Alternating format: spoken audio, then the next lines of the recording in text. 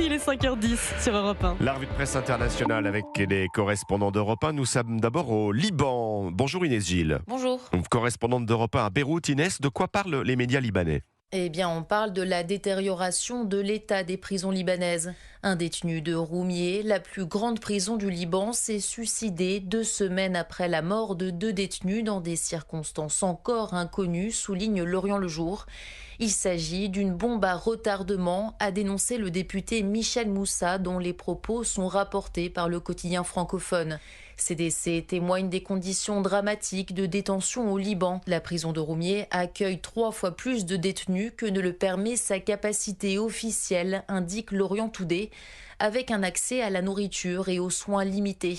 Une commission parlementaire des droits de l'homme se réunit aujourd'hui autour de ce sujet à Beyrouth, selon Liban News, qui affirme qu'il faudra prendre des décisions concrètes pour augmenter le budget des prisons. Direction maintenant le Mexique avec le correspondant d'Europe 1, Quentin Duval. Qu'est-ce qui fait la une des journaux chez vous au Mexique ? Si les overdoses mortelles se sont réduites de 21% entre août 2024 et août 2025 aux États-Unis, révèle Associated Press, c'est grâce aux saisies records de fentanyl du gouvernement mexicain et le démantèlement de laboratoires servant à sa fabrication, indique El País. Claudia Sheinbaum veut prouver à Washington ses bons résultats en matière de lutte contre le narcotrafic, alors que Donald Trump intensifie la pression sur son homologue pour envoyer au Mexique des soldats américains, rappelle le New York Times.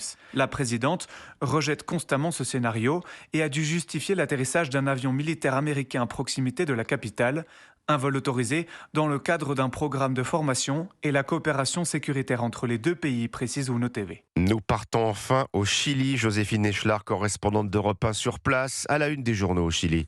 Eh bien, ce sont ces incendies qui ravagent en ce moment le centre-sud du pays.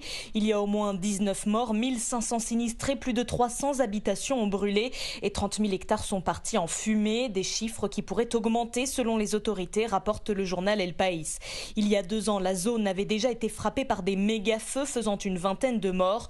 Dans cette région du Chili, l'industrie forestière et les monocultures de pin et d'eucalyptus sont très présentes. C'est un véritable combustible, explique un expert aux médias El Desconcierto, ce qui contribue à l'avancée rapide des flammes. Des enquêtes sont en cours pour déterminer l'origine des incendies et déjà l'hypothèse de feu allumé intentionnellement dans certains secteurs est privilégiée, écrit sur son site ex ante.